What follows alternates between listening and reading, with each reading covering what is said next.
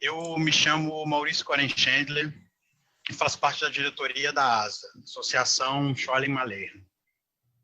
Eu dou a boa-vinda a todas e todos para essa nossa segunda edição da série de lives da ASA, né, o Hoje e o Amanhã da Pandemia.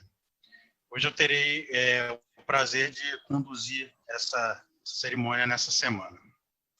Essa live ela é gravada e ela vai ser transmitida simultaneamente no Facebook da ASA, e eu vou pedir para alguém colocar no chat, ou eu mesmo coloco, enfim. Além disso, eu queria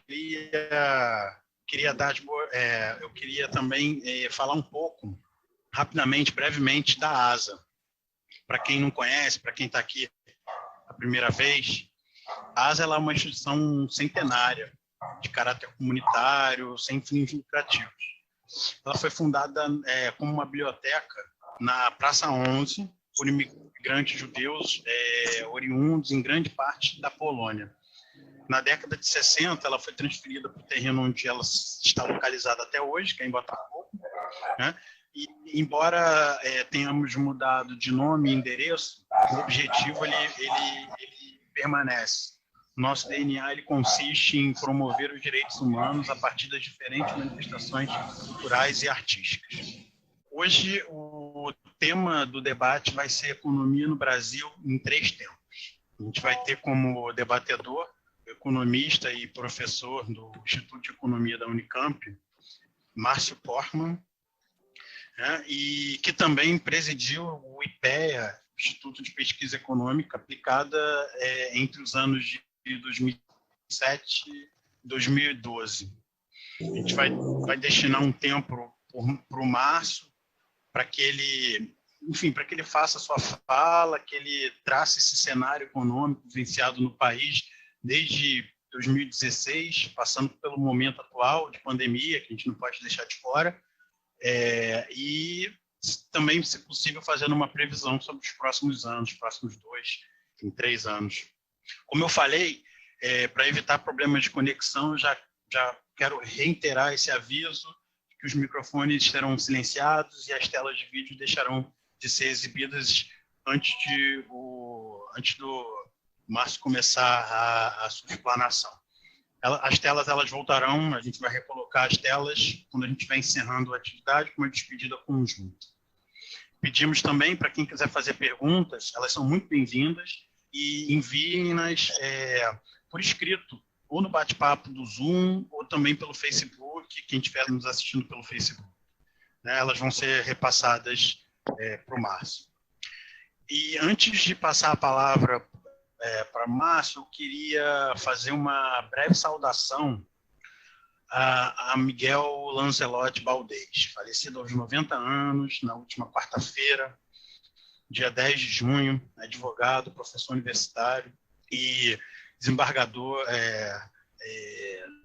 do estado do Rio de Janeiro. Em especial, ao longo de 6 décadas, né, ele pautou a sua atuação na defesa dos direitos sociais, e eu tive, enfim, o prazer de conhecê-lo quando eu ainda estagiava no Tribunal do Júri. Ele era juiz da época na 2ª Vara do Júri. Ele ajudou a criar um núcleo de terras da Defensoria Pública do Rio de Janeiro, assessorou organizações da sociedade civil como o MST, escrevia regularmente no blog A Luta pela Terra. A gente vai compartilhar no bate-papo do Zoom e nos comentários do Facebook um texto dele intitulado O Direito como Garantia da Desigualdade Social. Eu recomendo a todos, né, enfim, que resgatem a memória do Baldez e da luta dele. Agora, sem mais delongas, peço desculpa pela demora, vou passar a palavra para o Márcio Portmann, nosso convidado. Márcio, muito bem-vindo.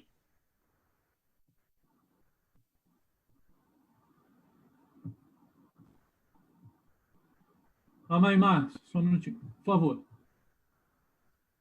Salve, Maurício e todos os demais diretores e diretoras da ASA. É uma satisfação muito grande poder participar deste diálogo ao vivo e, ao mesmo tempo, também cumprimentar, saudar aqueles que estão nos acompanhando nesta jornada de reflexão. E nosso tema a ser desenvolvido nesses 30 minutos diz respeito à questão econômica, à economia brasileira. E para isso, como bem antecipou o Maurício, vamos tentar tratar de 3 dimensões da economia brasileira, iniciando justamente com o que nós podemos identificar como um golpe à democracia, mas não apenas na democracia, nos rumos sobre os quais a economia passa, então, a ser orientada desde a segunda metade da década que se extinguiu, a segunda década do século, que se iniciou em 2010 e se completou em 2019. Nós estamos numa terceira década do século XXI. E, então, trataremos inicialmente de entender o que se trata dessa mudança de rumo, a partir, então, do golpe. Na segunda parte, vamos desenvolver um pouco o que denominamos como a montagem da terceira fase do golpe, que se encontra em curso, o nosso modo de ver, diante da pandemia do coronavírus, que é a tentativa de montagem de um segundo governo do Bolsonaro. E a terceira parte, digamos assim, é tratar um pouco de perspectivas que se colocam diante do embaraço ao qual nós estamos todos envolvidos no Brasil, que é o embaraço político de como, na verdade, construir uma maioria que dê sustentação a um programa econômico de médio e longo prazo.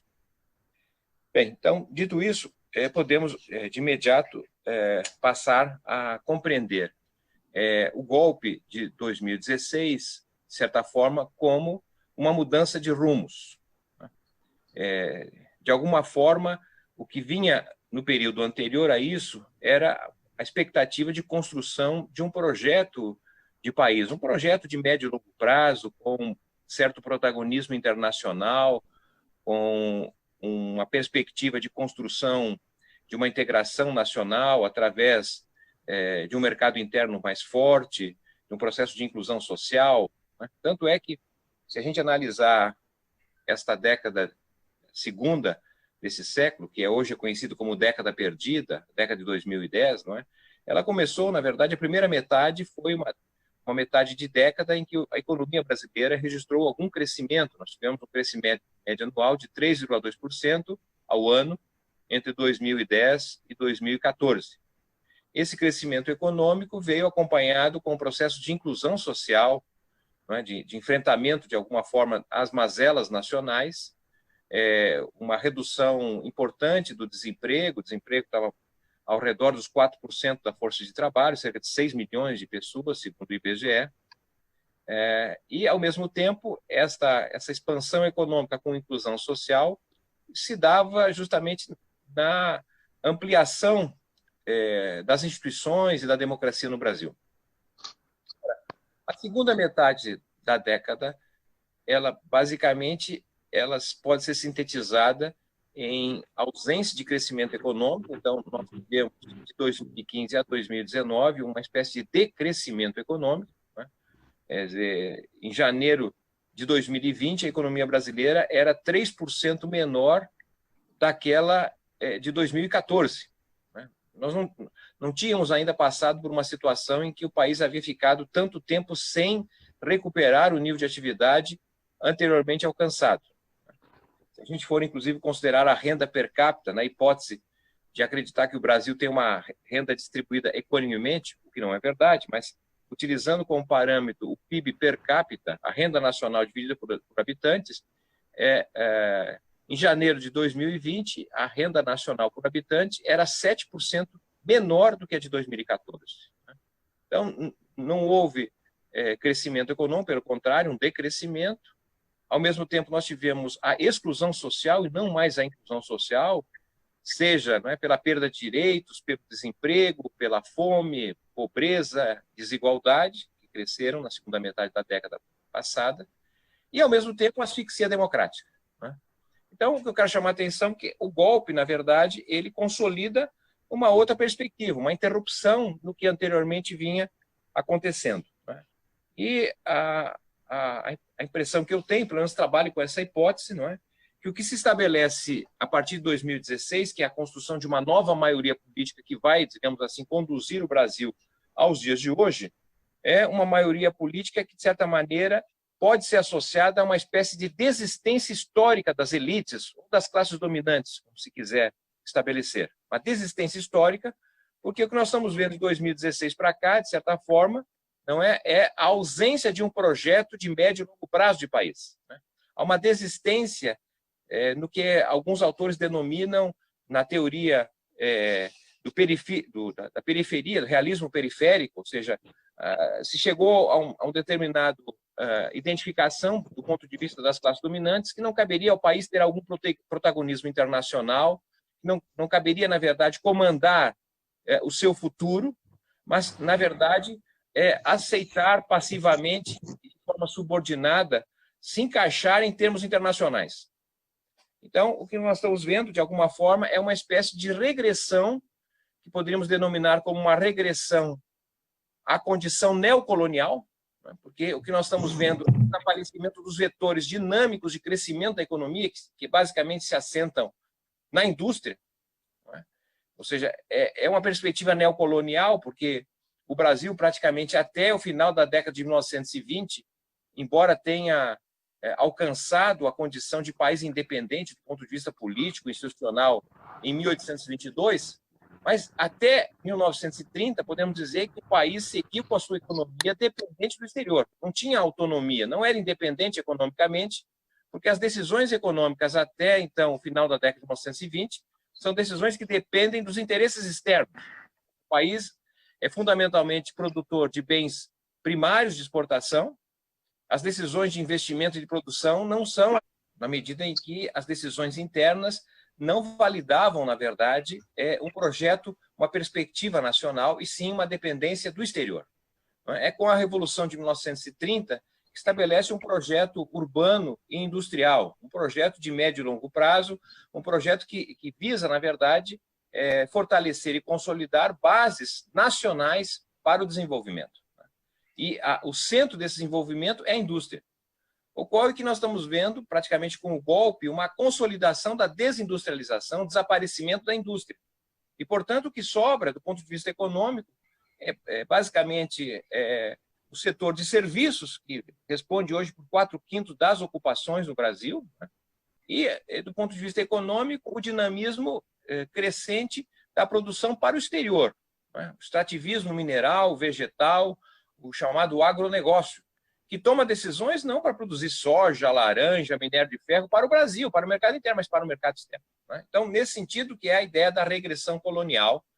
E como no período colonial anterior, né, o que nós tínhamos, de certa maneira, era a identificação de que o trabalho, os salários, na verdade, quanto menor fossem, mais flexíveis a mão de obra, melhor, porque, na verdade, a produção não era para o mercado interno. E quanto menor o custo, melhor para exportar. Diferentemente de uma perspectiva de produção para o mercado interno. Você depende, na verdade, de consumidores internos. E os trabalhadores, os salários, na verdade, constituem parte dessa demanda. Então, o que nós estamos vendo, eu diria assim, de 2016 para cá, é essa regressão neocolonial e, de certa maneira, medidas que vão tornando cada vez mais o trabalho sem direitos, um trabalho desconstituído de identidade, um trabalho que, na realidade, vai fazendo parte, digamos assim, de uma perspectiva cada vez mais vinculada aos serviços. E os serviços, hoje, se a gente for considerar, as principais ocupações do Brasil são ocupações vinculadas ao trabalho doméstico, ao trabalho de segurança pública e privada e o trabalho das plataformas digitais, aí de entregadores e de motoristas de aplicativos. Isso aí dá uma massa de pessoas que respondem pelas 3 principais ocupações do Brasil e são ocupações vinculadas mais à renda de famílias ricas do que, de certa maneira, à dinâmica econômica. Né?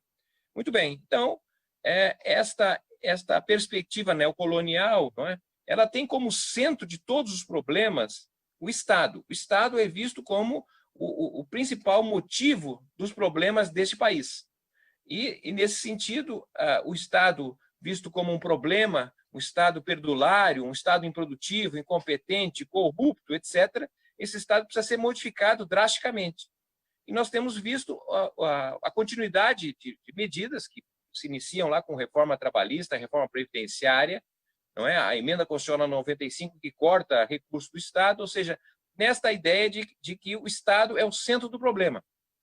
E tal como a elite do final do século XIX, né, que ao analisar o Brasil do final do século XIX achava que o Brasil era atrasado após a instauração da República, após a superação da monarquia, o Brasil era atrasado em relação aos Estados Unidos porque, na verdade, tinha uma população com forte presença negra, né, a forte miscigenação. Era essa a visão ali que hegemonizava no final do século XIX. Então, a saída para o Brasil, o problema do Brasil era o branqueamento, a saída via branqueamento. Então, nesse sentido, o projeto migratório, que terminou viabilizando ocupações para imigrantes e deixando à margem uma massa enorme de brasileiros que haviam sido absolvidos, digamos assim, do trabalho escravo, ficaram à margem. Né? Hoje, guardada a proporção, a elite se posiciona no mesmo sentido, ao dizer que o problema do Estado é o gasto. O Estado gasta demais, portanto, a saída é cortar o gasto do Estado. Mas cortar que gasto do Estado? O gasto com a dívida, os gastos que o Estado tem com subsídios aos ricos, não é? Ou o fato dos ricos não pagarem impostos. Não, o problema do Estado é o gasto com saúde, com educação, com transporte, ou seja, o gasto onde, na verdade, concentra a população mais pobre. Então, nesse sentido, o que nós estamos vendo de 2016 para cá é uma economia muito frágil e uma espécie de desembarque dos pobres do orçamento público. Bom, então, nós vínhamos nessa situação basicamente até o início de 2020, e com a chegada da pandemia, uma chegada que, na verdade, foi até lenta, porque, de certa maneira, todos já sabiam no início de 2000, janeiro, a primeira quinzena de janeiro, já se conhecia o drama da epidemia que estava em curso na China e depois, consequentemente, em outros países. Ou seja, já era plenamente possível as autoridades do Brasil tomarem decisões prévias, antecipadoras, porque, de alguma forma, o vírus chegaria aqui. Não é? E praticamente nada foi feito. Né? Não houve fechamento aéreo, porque não tinha outra maneira do vírus chegar no Brasil, senão por aeroportos ou por portos. Obviamente, isso era algo relativamente fácil de controlar, caso houvesse, na verdade, decisões preventivas. E nós não tomamos, né, as nossas autoridades não tomaram decisões nesse sentido, de tal forma que a pandemia chegou, não é? E o Brasil adotou um modelo que é um modelo exitoso, pelo menos aonde foi aplicado, não é? É um modelo de 3 partes, que significa o isolamento social, a aplicação de testes para identificar a presença do coronavírus nas pessoas e para agilizar o tratamento, e a garantia de recursos públicos para viabilizar, então, a vida no isolamento, a vida humana, pelo menos para quem não tem condições de renda própria, e, ao mesmo tempo, manter ativo minimamente os pequenos negócios, os negócios nesse período de paralisação. Como sabemos, o Brasil segue, na verdade, sem nenhuma coordenação, e esse modelo foi aplicado de uma maneira extremamente frustrante, né? Na medida em que a descoordenação entre presidente da República, governadores, prefeitos, poder legislativo e judiciário levou, não é, a uma situação, na verdade, em que o isolamento jamais funcionou plenamente. No máximo, atingiu 50% da população. O que significa dizer que, então, a pandemia chegou nas cidades, inicialmente, que tinham aeroportos internacionais, foi, na verdade, se movendo porque não houve o isolamento no sistema de transporte, lenta e tardiamente. Isso, na verdade, foi contaminando as demais cidades, as suas periferias, e hoje nós estamos no interior do país. Né? Bem, então, o que significa dizer que, ao invés de 2 meses a 3 meses que poderia durar a pandemia, dentro desse modelo exitoso aplicado na China, por exemplo, em outros países, aqui nós vamos ter, não sei, 4 meses, 5 meses, 6 meses. Tem gente que fala que até dezembro estaremos ainda problematizando algo que nós não conseguimos enfrentar de forma definitiva. Não é? Então, a descoordenação marca a ausência de um isolamento pleno. Segundo, não é, a ausência, na verdade, da aplicação de testes massivos, o que impede, na verdade, saber aonde está concentrada a população que é portadora do vírus, os infectados. Né? Nós temos uma das menores taxas de aplicação de testes. Né? Bem, e a terceira razão, que complicou, na verdade, o isolamento, diz respeito às medidas de garantia de renda, que eram fundamentais para permitir que grande parte da população de baixa renda se mantivesse em casa ou em alguma condição de isolamento.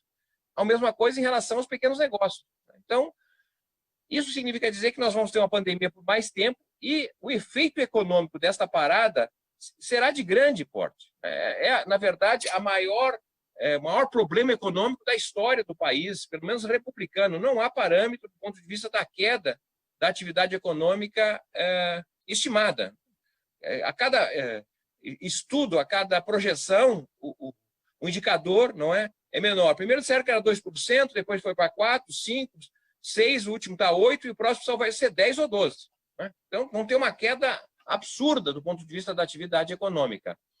E por um longo tempo. Né? Bom, o que eu queria chamar a atenção é que esta circunstância, eu estou aqui na segunda parte da minha exposição sobre a situação econômica, esta segunda parte, né, diz respeito, a meu modo de ver, de uma tentativa de reorganização do governo Bolsonaro e dar curso ao golpe implantado em 2016. Eu quero falar em 64 porque também o golpe dado em 64, não é? Ele, na verdade, é um golpe dado em 64 que tem apoio de democratas, não é? Por exemplo, não vamos esquecer que Ulisses Guimarães, Juscelino Kubitschek, a Igreja Católica apoiou o golpe em 64, certo? Porque acreditava que era alguma coisa temporária que permitisse imediatamente, por exemplo, em 66 ter eleições para presidente, não é? Voltaria à normalidade. Né? Ocorre que, e diante da instalação dos atos institucionais, não é? O fim da eleição direta para presidente, né? Até chegar a 68, que é o fechamento, nós tivemos 4 anos. E, na verdade, o governo militar ali, civil-militar, que começou com certo apoio social, foi perdendo apoio. Tivemos 68 manifestações, etc., que levou a ele se fechar com tentativa de manter o golpe, e o golpe se manteve por 21 anos, como sabemos. Guardado por proporção, em 2016 também temos um golpe de característica diferente, um golpe parlamentar, etc., não é? Mas ele teve essa fase inicial, que é a instalação aí do projeto Ponte para o Futuro, construção de uma maioria nova, parlamentar, inclusive, apoio midiático, e o governo Temer. O segundo momento foi a eleição em 2018. Na verdade, me parece que esse golpe não era para ser conduzido por Bolsonaro.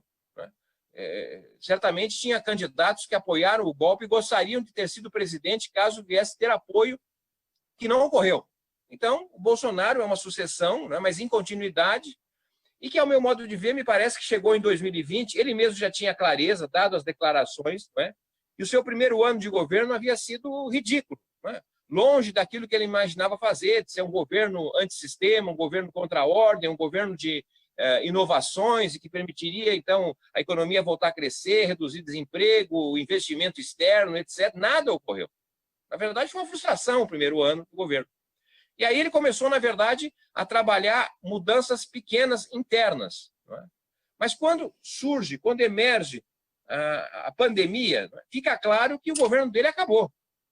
Ele não tem condições, na verdade, de conduzir o governo numa pandemia como essa, na gravidade como ela se estabelece, não é? Nas condições em que ele atuava. E, portanto, me parece que ele está tentando, na verdade, um impasse um pouco essa circunstância atual que nós estamos vivendo hoje, é a tentativa de construir um segundo governo Bolsonaro.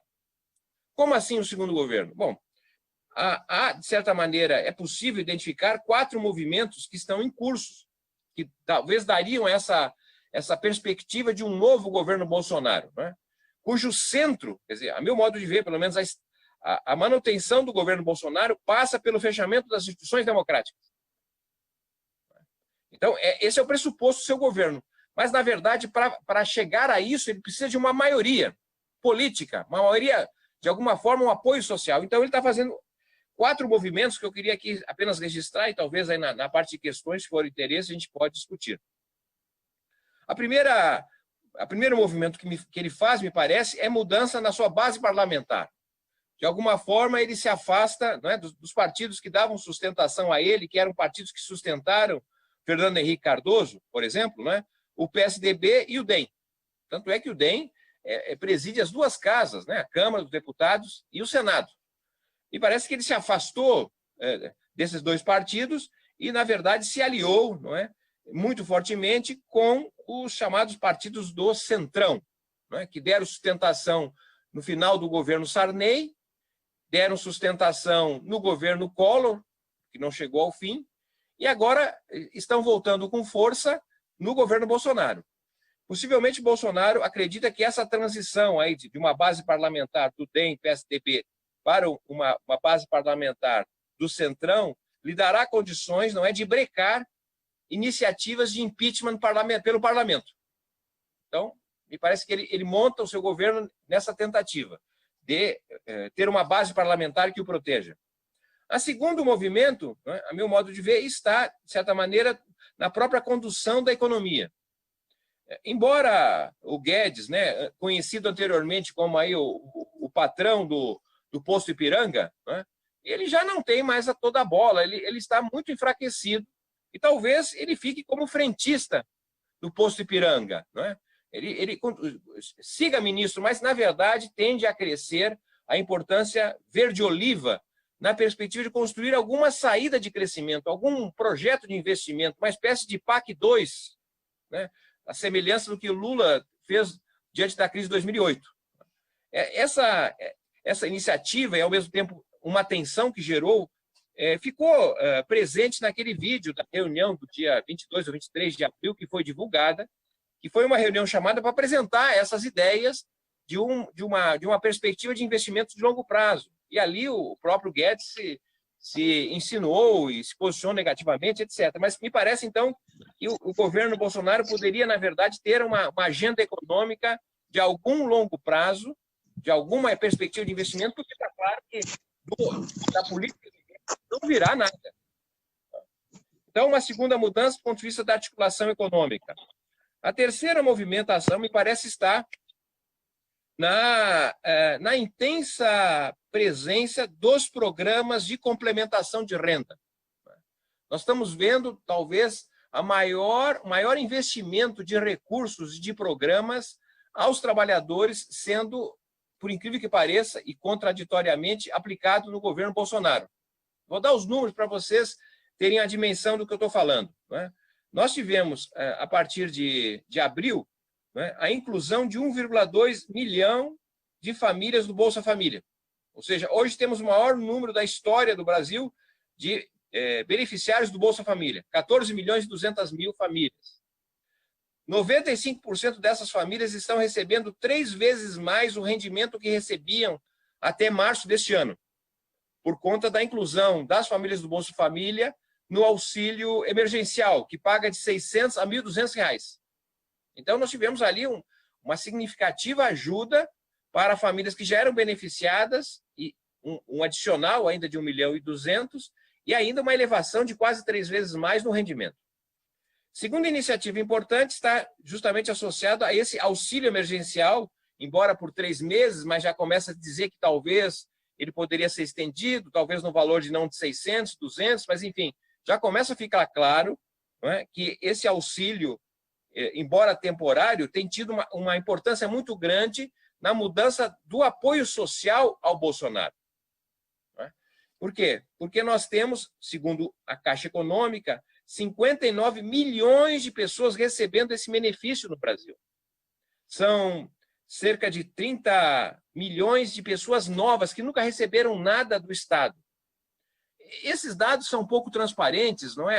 Há críticas dizendo que, inclusive, tem segmentos vinculados às Forças Armadas, a servidores públicos, a jovens de classe média e alta recebendo que não deveria. Mas, de toda maneira, eu quero chamar a atenção que é um volume significativo de pessoas recebendo esse benefício. Né? E, ao mesmo tempo, temos ainda cerca de 10 milhões de trabalhadores com carteira assinada que tiveram suspenso o seu contrato de trabalho ou reduzida a jornada e, portanto, recebem complementação do governo federal. Então, nós temos aí cerca de 75% da força de trabalho do Brasil hoje recebe um benefício do governo Bolsonaro. Eu sei que não é do governo Bolsonaro, que tem a ver com o papel do parlamento, com os partidos de oposição que elevaram o valor, mas, por povão, é isso. Vem da onde é que vem esse recurso? Me parece que esse terceiro movimento visa, na verdade, atenuar, ou, de certa maneira, compensar o esvaziamento do apoio do Bolsonaro decorrente, não é, da fuga da classe média assalariada e proprietária, especialmente a lavajatista, que até então apoiava o Bolsonaro. Então, temos aí algumas pesquisas que já começam a mostrar, não é, que há alguma identificação crescendo entre a base da sociedade, da pirâmide social, e o governo Bolsonaro. E o quarto e último movimento, né, que está associado à tentativa de construção de um segundo governo Bolsonaro, vamos dizer assim, diz respeito à, digamos assim, reorganização do partido protofascista do Bolsonaro, que é aquele que se alimenta na ideia da segurança e da violência, certamente, né? Ele já tem um conjunto de pessoas vinculadas, não é, às Forças Armadas, não é, às polícias militares, polícias civis, polícias carcerárias, polícias de cidades, polícia metropolitana, e também trabalhadores da segurança privada, vigilantes, vigias, todo esse conjunto de pessoas que tem alguma disciplina, alguma hierarquia, que tem uma espécie de identidade a uma prática, né, reacionária e conservadora à sociedade. E, ao mesmo tempo, as redes sociais alimentam e articulam esse conjunto de pessoas que estão em diferentes situações e cidades brasileiras. Ao mesmo tempo, isso me parece, com a mudança do Ministério da Justiça e as alterações na Polícia Federal, uma possível articulação dessa ação com esse partido da segurança, não é? Sem falar, evidentemente, na atuação intensa agora, dada a criação do Ministério da Comunicação, de uma política voltada justamente de comunicação e informação para esse segmento, que é uma articulação com as igrejas, com pastores, etc., que já vem uma prática de apoio ao governo Bolsonaro. Bem, então, aí uma hipótese, evidentemente, se estamos diante da possibilidade de construção de um segundo governo ou do declínio, até mesmo da saída de Bolsonaro. Esse é um impasse que nós estamos vivendo hoje. E quero terminar essa fala olhando a questão econômica, dialogando um pouco com as perspectivas que nós temos hoje, né? Então, de um lado, nós temos esta perspectiva dominante, que é, na verdade, o governo Bolsonaro, os governos do golpe, que são, na verdade, governos que partem do pressuposto que o Brasil não tem futuro. Ou seja, por isso, tratam-se de governos da emergência, governos do presentismo, né? Se a gente lembrar daquela reunião que foi tornada pública do governo Bolsonaro, não tem nenhuma fala sobre a questão de longo prazo, nenhuma fala sobre o problema de saúde, são questões todas emergenciais, de curtíssimo prazo, né?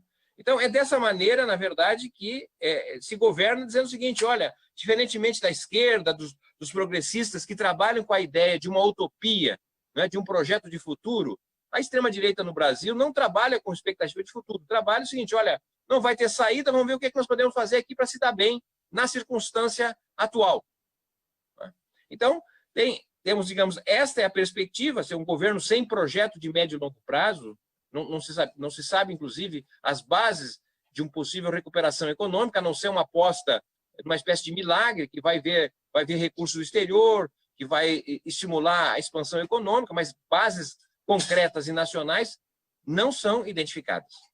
Depois nós temos segunda perspectiva de olhar as possibilidades da economia, que diz respeito, digamos assim, a governos que passaram anteriormente ou que fizeram parte do ciclo político da Nova República, né? Ciclo político de 1985 a 2016. Que eram chamados governos republicanos, tá certo? Governos que tentam governar a maioria e não uma minoria, como é a experiência pós-2016. Então, o que nós temos de traço comum, digamos assim, nesta perspectiva, que é uma perspectiva, na verdade, sistêmica, não é? Ela, enquanto Bolsonaro tem um discurso contra a ordem, né, contra o poder judiciário, contra o poder legislativo, contra a imprensa, a Rede Globo e não sei o que mais, não é? Esse outro bloco é um bloco, na verdade, que defende a ordem, certo? Pois parte do pressuposto, na verdade, que o Brasil, né, vive a mesma sociedade submetida a mudanças que vêm de fora.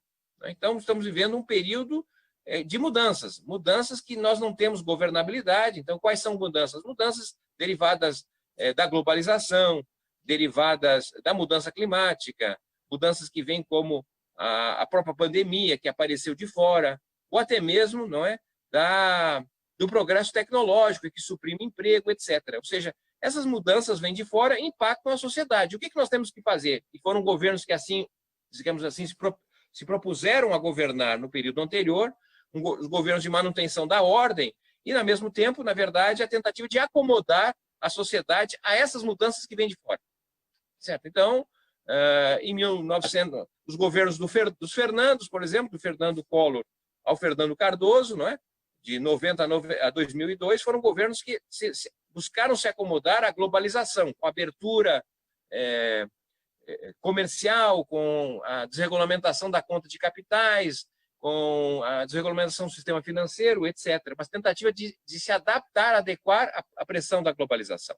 Não é? Ao mesmo tempo, quer dizer, nós olhamos o quadro dos governos do PT, que são governos, na verdade, que tentaram interromper essa perspectiva mais neoliberal, mas, ao mesmo tempo, acreditando que seria possível montar um desenvolvimentismo, né, uma perspectiva de projeto nacional, sem, na verdade, ter um horizonte de reindustrialização do país. Houve tentativas, mas tentativas que, de certa maneira, não se mostraram suficientes.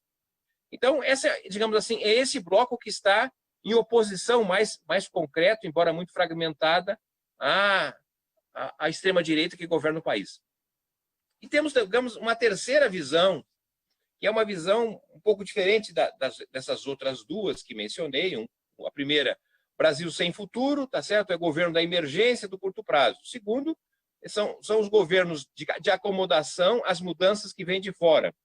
E terceiro, digamos assim, está relacionada à perspectiva que nós estamos não vivendo uma sociedade que está sendo impactada por mudanças de fora, um período de mudanças, mas, na realidade, uma mudança de período, uma mudança de época. Estamos diante de uma nova época, de uma nova sociedade, a sociedade de serviço. E essa sociedade, de alguma forma, ela demanda instituições que ainda, de certa maneira, não existem ou não estão adequadas a esse funcionamento. Por quê? Porque, se nós formos analisar o que é o Brasil hoje, né, é um Brasil, como falávamos anteriormente, diante de uma massa de trabalhadores, uma sociedade de serviços, de pequenos negócios. Ora, esta sociedade não se identifica nas instituições atualmente existentes, instituições democráticas, como sindicato, associação de bairros, partidos políticos, ou seja, essas instituições que são instituições meritórias e fundamentais da sociedade urbana e industrial, são instituições limitadas para dar conta dessa nova sociedade de serviços. Por quê? Porque, de certa maneira, nessa nova sociedade de serviços, o trabalho, embora central na vida das pessoas, ele já não oferece a mesma identidade e pertencimento que anteriormente se vislumbrava na sociedade urbana industrial. Se a gente pensasse, perguntasse a algum trabalhador há 30 anos atrás, lá nos anos 80, o que você faz? Ele vai dizer, olha, eu trabalho na indústria. Mas que indústria? Indústria metalúrgica. Então você é um metalúrgico. Você tem um trabalho numa indústria que tem uma carteira assinada, tem um sindicato, tem uma identidade, tem um pertencimento. Tá certo? Você é um sujeito social compatível com uma perspectiva de identidade. Ora, se perguntarmos hoje, não é, essa massa de trabalhadores de serviços, o que você faz? Talvez alguns dirão, olha, eu trabalho para o aplicativo, um desses aí, o Uber, ou qualquer outro, né? Trabalho durante algumas horas durante o dia, mas a renda não é muito alta, e eu aproveito para complementar essa renda trabalhando de segurança num restaurante de um amigo meu. E no final de semana ainda eu ajudo a minha companheira a vender produtos de embelezamento. Bom, trabalha bastante, sim, mas o que você faz mesmo? Olha, eu faço qualquer coisa, dirá ele. Ou seja, é um trabalho multidisciplinar, um trabalho que não dá identidade, não dá pertencimento. Ele não se identifica nas instituições. E talvez isso ajude a entender a importância crescente, não é, do crime organizado e também das igrejas. Porque, na verdade, são instituições que operam justamente onde esse povo mora, são instituições que, de certa maneira, produzem algum grau de sociabilidade, algum grau de confraria, de solidariedade, de fraternidade aos mesmos, e que, de certa maneira, essa é a questão que está colocada hoje. Para construir uma nova maioria, para governar o país de forma diferente, é preciso justamente abrir um diálogo com esse segmento. Porque, diferente do passado, da sociedade urbana industrial, quando a opinião pública, a opinião das pessoas, na verdade, era resultado de uma identificação com a diversidade. As pessoas ouviam diferentes rádios, liam diferentes jornais, acesso a diferentes telejornais, conversavam com muitas pessoas, e a partir dessa diversidade ela formava uma opinião. Ora, o que nós temos hoje é que, na verdade, não é, as pessoas já não mais formam opinião a partir da diversidade, sim da homogeneidade. Ou seja, eu escuto a rádio, leio o jornal, converso com pessoas que validam o que eu penso e não que questionam o que eu penso. Se a gente trabalhar com o que nós temos hoje nas redes sociais, não é? Facebook, WhatsApp, entre outras, o que tem ali? Tem os grupos de diálogos, tá certo? E esses grupos, na verdade, têm aqueles que praticamente pensam de forma homogênea, se não igual. Se começa a aparecer gente mais crítica que pensa diferente, essa pessoa, de alguma forma, ela é extirpada. Então, isso significa dizer que nós estamos diante de uma sociedade constituída, né, por uma espécie aí de bolhas sociais e cujo diálogo torna-se muito difícil. E aí o ódio, aí a incompatibilidade da vida com os diferentes, com os desviantes, digamos assim. Portanto, a construção de uma maioria significa, na verdade, um diálogo com esse segmento. Mas de que maneira? Obviamente, utilizando-se das técnicas existentes, não é?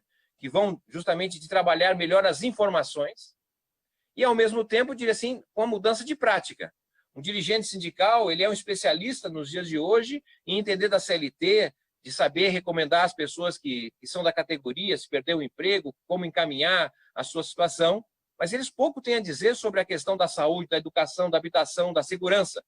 O pastor que está lá convivendo junto com as pessoas do bairro, da periferia, ele tem alguma forma de dar respostas, de dar esperanças. Por isso que eu diria assim, é preciso pensar no campo da esquerda, num projeto econômico pós-capitalista, né? Num projeto econômico que, de certa maneira, constitua as bases de reconhecimento do trabalho socialmente útil, que é essa massa de numerários, essa massa sobrante às necessidades do capital atualmente existente ao mercado. E nós temos uma massa de trabalhadores, é o trabalho em casa, o trabalho comunitário, o trabalho, de certa maneira, socialmente útil, que não é reconhecido pelo mercado. A construção de um projeto pós-capitalista, a meu modo de ver, teria como eixo central esse trabalho socialmente útil, como oportunidade de estabelecer identidade, reconhecer com uma remuneração, uma moeda social, e construir um círculo de produção, distribuição e circulação em novas bases. Eu acredito que eu passei do meu horário aqui e vou ficar por aqui. Muito obrigado pela oportunidade, desculpe aí o tempo, e dizer que, obviamente, o meu papel aqui é estimular o debate, jamais ser dono da verdade. Márcio, muito obrigado por tudo isso que você falou. Não tem problema, eu acho que a gente está aqui para te ouvir. Se passou um pouco ou não, acho que eu, pelo menos, nem percebi esse tempo passar. As suas contribuições, elas são muito valorosas, né, para a gente pensar esse momento vivido não só hoje, mas também no país ao longo dos últimos 4 anos. E também para a gente projetar o que pode ser do nosso futuro até 2022 e depois. Eu queria, antes de partir para as perguntas, eu já tenho aqui, já adianto que eu tenho mais de uma dezena de perguntas. Queria agradecer a presença de todos que estão aqui nos assistindo, em especial do Silvio Tendler, que foi o nosso primeiro convidado, né, que abriu esse nosso projeto de lives, e também gostaria de anunciar já a realização da 3ª edição do ciclo Hoje ou Amanhã da Pandemia. Nós vamos falar sobre política nacional. Para debater, contaremos com a presença do senador Jacques Wagner, no domingo, dia 21 de junho, nesse mesmo horário, às 18 horas. Agora, vou lá para as perguntas. Já queria também reforçar, na verdade, que essa live está sendo transmitida no Facebook, ela ficará por lá também enfim, enquanto o Facebook existia. Porque Maurício, perguntaram aqui no chat. dá licença, Maurício, pedir de novo que as pessoas, por favor, fechem os seus microfones. Nem sempre o anfitrião consegue fechar o áudio, aí isso fica entrando e dificultando um pouquinho a comunicação. Obrigada. Obrigado, Sara. Eu reforço também esse pedido da Sara, é importante para a gente poder conduzir de forma tranquila a nossa conversa. Dito isso, eu vou para as perguntas, Márcio.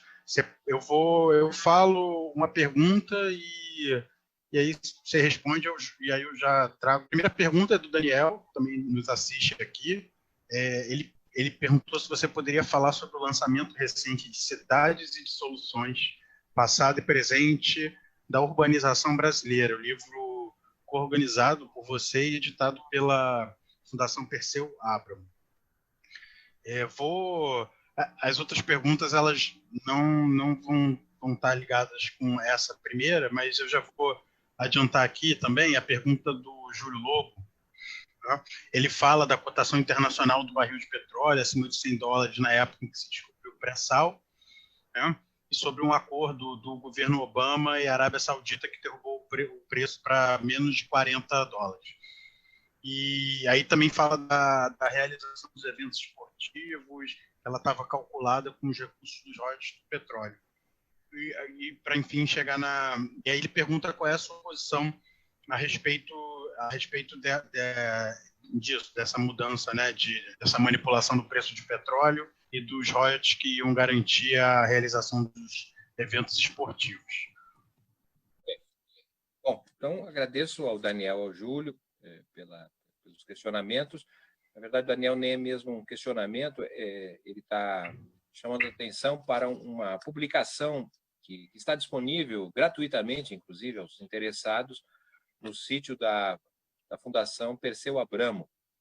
É uma publicação que, na verdade, faz um apanhado, um panorama da problemática da urbanização brasileira.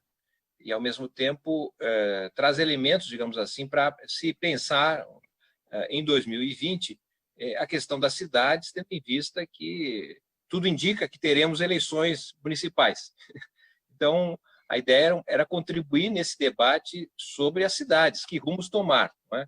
Evidentemente que a pandemia nos colocou questões que não são tratadas no livro, porque o livro foi feito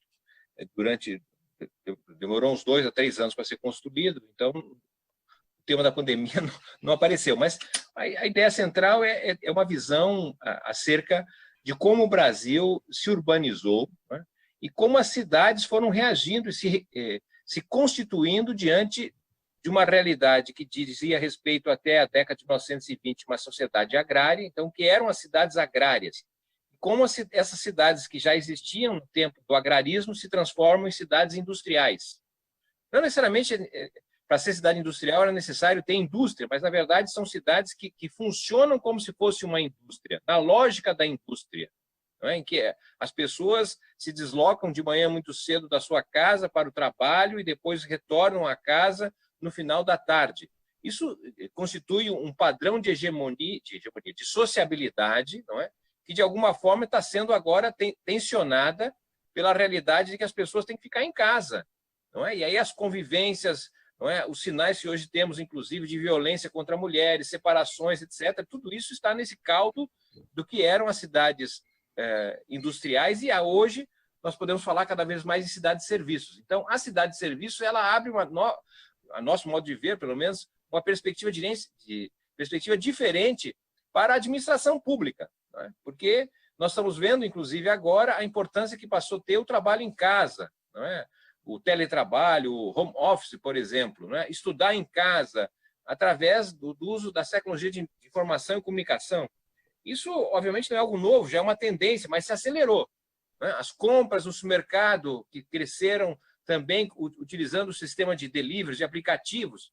Então, isso são mudanças possíveis na sociedade de serviços que coloca questionamentos sobre a forma de funcionamento da mobilidade que nós temos hoje. Não é? é possível reconstruir, na verdade, uma cidade sobre um outro prisma. Então, o trabalho é um estudo de fôlego, na verdade, porque tem uma base empírica de dados bem trabalhada, sistematizada, que dá uma compreensão do Brasil no longo prazo e tenta compreender o que está acontecendo nas cidades nesse momento mais recente, que é um momento, então, de evidência dos serviços, né, da terciarização da economia e da sociedade.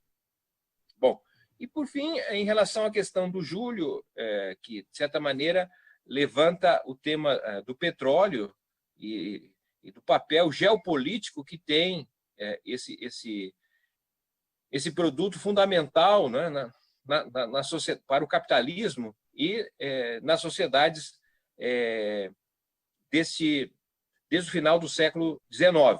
Né? Bem, de fato, a questão do petróleo estava colocado no Brasil num plano menos importante até o aparecimento e o descobrimento do petróleo na camada pré-sal. Né? Até então, nós tínhamos um esforço grande do governo brasileiro em termos de avançar e tornar uma commodity internacional o etanol. Né? Mas com o potencial, com a descoberta, com a tecnologia desenvolvida pela própria Petrobras, nesse campo novo, de identificar que estaríamos diante de reservas desconhecidas e colocava o país entre os principais produtores e possíveis exportadores de petróleo, gerou, na verdade, uma possibilidade não imaginável, que seria justamente o que fazer com essa exploração, tendo em vista a tensão que iria surgir, como sabemos, em termos dos interesses estrangeiros, dos interesses nacionais, e a possibilidade, na verdade, de apropriação de parte desse excedente da exploração do petróleo na construção e ampliação de um projeto econômico e social. Porque, obviamente, nós sabemos que o petróleo é solução, mas também problema. Né? Celso Furtado, inclusive, tem um estudo brilhante olhando a situação da Venezuela. Né? Mas, obviamente, que não é um problema apenas da Venezuela, de todos os países que são países com grandes reservas de petróleo, a dificuldade e a dependência do petróleo ao longo do tempo. E como o Brasil não ser dependente do petróleo foi o questionamento que se fez a partir de então, o risco da chamada doença holandesa, de valorização da moeda, e aí a desindustrialização, etc., são questões que foram colocadas e me parece que o desenho institucional construído foi muito interessante e oportuno desde então, que visava apropriar-se de uma parte desse excedente e utilizá-lo para tentar, na verdade, atender o nosso déficit social, né? O déficit na educação, na saúde. Infelizmente, esse projeto sofreu ataques externos e internos. Né? Não vamos nos esquecer que, tão logo o golpe em 2016 foi concluído, não é, que um senador aqui do estado de São Paulo apresentou e foi aprovado uma mudança do regime da partilha do petróleo, não é? Da venda, enfim. Então, apenas para chamar a atenção que a questão do petróleo estava colocado num horizonte que foi praticamente abandonado a partir de 2016, não é? Dentro daquela manifestação que fiz logo no início, nós estamos diante de um projeto aí de regressão neocolonial. O Brasil joga para fora as decisões que poderiam ser perfeitamente tomadas, planejadas em termos internos. Não sei se respondi ao Júlio, mas reagir. Agradeço o questionamento dele. Obrigado, Márcio. Eu esqueci também de fazer um destaque para a questão que você levantou sobre identidade de classe, né? Sobre e também essa questão de que o trabalho existe, emprego é que não existe mais. Eu achei muito boa a sua explanação. Vamos para o próximo bloco. Eu tenho alguns blocos já, eu separei aqui os dois próximos. Esse agora eu vou colocar as perguntas de desenvolvimentismo e rentismo. Tá? Vamos lá. O Mauro Bandi, presidente da ASA, ele está perguntando sobre a questão da desindustrialização. Ela se dá em todos os países em função da desistência das elites em levar o projeto adiante. Não te parece que essa questão ultrapassa o nosso país e permeia outros continentes? Junto com essa, eu vou acrescentar também mais duas perguntas, a do Bernardo e a do Leonardo Brito. A do Leonardo Brito é a seguinte: como fugir da armadilha do rentismo? Você tentou isso de alguma forma no segundo governo Dilma, com enfrentamento ao elevado spread bancário, e a banca reagiu com violência. A saída? E a pergunta do Bernardo: até quando o governo ele vai poder fazer essa transferência de renda via Bolsa Família, numa economia em franca recessão e em contradição com o discurso ideológico que combateu o PT? As classes médias exauridas assistirão passivamente seu descenso e verão os parcos recursos irem para as classes mais populares? Então, essas três passos, aí depois eu faço as outras. Obrigado. Obrigado, Mauro, Bernardo e Leonardo. Bom, podemos começar de trás para frente a questão da armadilha do rentismo. Bem, o rentismo, embora possa ser associado desde o governo militar, que lá em 64 instala a correção monetária, a ausência de uma reforma bancária que conduzisse os bancos a uma integração ao financiamento produtivo, etc., mas me parece que a questão central, ainda nos dias de hoje, é entender que o rentismo diz respeito a um acordo político estabelecido ali no início dos anos 90. Os governos dos Fernandos é que estabeleceram um acordo que até agora não foi desmanchado. Então, o rentismo, obviamente, a natureza dele é econômica, certo? Ele asfixia o crescimento, impossibilita, na verdade, o país ter uma trajetória sustentável do ponto de vista econômico, social, mas, ele, no fundo, ele é resultado de um acordo político. Esse acordo surge, na verdade, como resposta, a meu modo de ver, pelo menos, à Constituição de 1988. A Constituição de 88, uma Constituição dirigente, uma Constituição, na verdade, que apontava para várias coisas, entre elas, a construção do Estado de bem-estar social. Quer dizer, obviamente, a construção do Estado de bem-estar social significaria necessariamente a ampliação da carga tributária, a ampliação do fundo público, para poder, na verdade, fazer valer a construção do SUS, Sistema Único de Saúde, da assistência social, da educação, todas essas áreas que dizem respeito ao chamado Estado de bem-estar social que está ali explicitado na Constituição de 1988. Então, estava claro que a Constituição de 88 implicaria, na verdade, uma alteração no financiamento do Estado.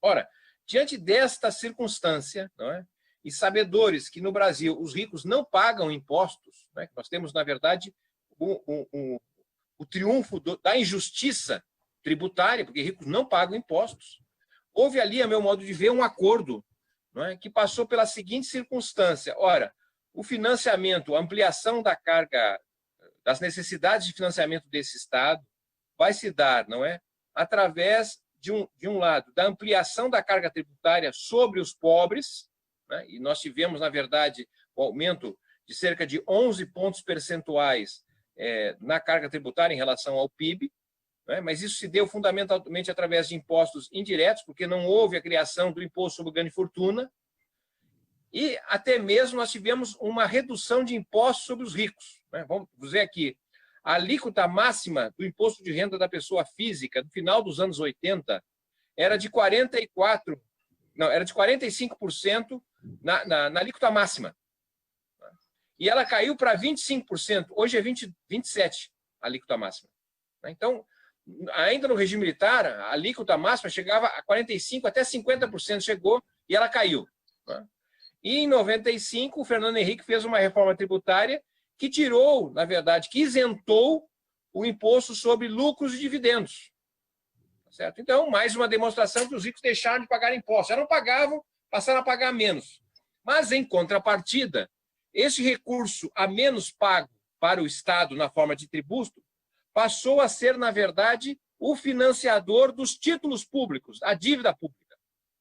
Então, a diferença entre o que o Estado precisa para atender às suas finalidades, a ampliação do estado de bem-estar social, a parte maior foi feita pelo aumento da tributação, sem atingir os ricos, mas os ricos imunes à tributação passaram a comprar títulos públicos, financiar, portanto, o endividamento.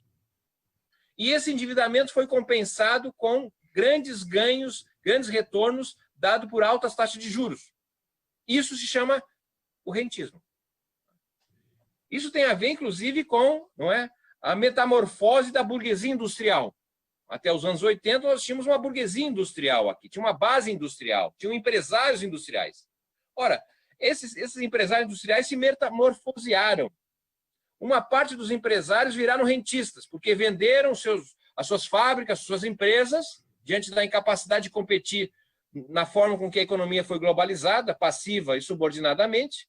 Eles venderam o seu patrimônio e, com o dinheiro auferido, colocaram o sistema financeiro. Portanto, passaram a viver de rendas, vivendo improdutivamente.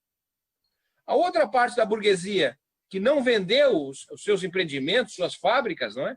Se transformou, na verdade, em comerciante, porque passaram a importar e montar internamente. Então, na verdade, são sócios, na verdade, do câmbio valorizado. Quanto mais valorizado o câmbio, mais barato eu posso comprar no exterior e vender no Brasil.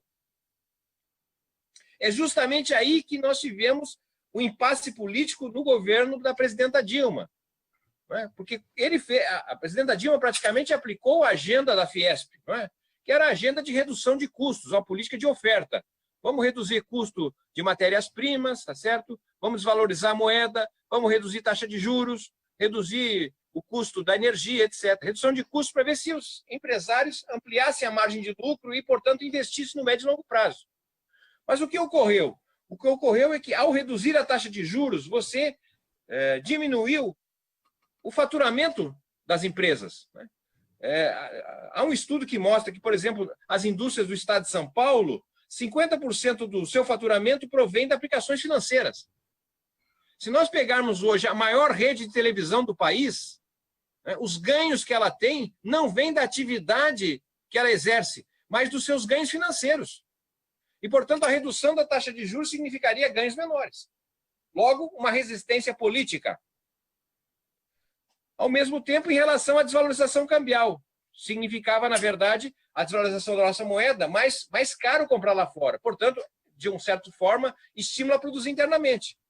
Mas esses empresários não são empresários industriais, eles são comerciantes. Então, aí, novamente, uma atenção política em relação a essa movida de enfrentar a armadilha do rentismo, que, ao meu modo de ver, é uma questão política. Como se resolve? Ora, tecnicamente é relativamente fácil. Em primeiro lugar, não é? É nós utilizarmos cada vez mais a emissão monetária e não o endividamento. Tá certo? Tudo que passar da arrecadação vai ser pago com emissão monetária, que é o que os bancos centrais têm feito nos países ricos desde a crise de 2008, sem impacto inflacionário, diga-se de passagem. Segunda forma de resolver o problema do endividamento brasileiro, da dependência do capital financeiro, é, na verdade, uma reforma tributária que onere fundamentalmente os ricos e alivie a tributação dos pobres. Tem base política para isso? Tem base parlamentar? Tem deputados, senadores para votar isso? Se não tiver, tecnicamente é viável. Mas por que não avança? E terceira razão, na verdade, é o endividamento do Estado não vendendo títulos no mercado privado, mas, na verdade, fazendo com que o Banco Central compre esses títulos do Tesouro. Então, meu modo de ver, seria possível alterar essa questão hoje da armadilha do rentismo, que é a pedra no sapato do brasileiro. Mas isso depende de uma maioria política. Não é solucionado tecnicamente. Tecnicamente não teria problema, meu modo de ver, né? Bom, passando para o Bernardo, aqui até avancei demais. Até quando os programas sociais serão mantidos? Eu acredito que a trajetória vai ser justamente isso. Manter, elevar os programas sociais, de um lado, não é? Que custam relativamente pouco os programas sociais, e, de outro lado, a redução do gasto da despesa em educação, saúde, habitação, transporte. Porque, na verdade, programas sociais fazem parte, de alguma forma, do receituário neoliberal, não é? Que é aquela ideia de você dar o dinheiro, você manter o dinheiro na mão do indivíduo e ele racionalmente escolher aonde comprar.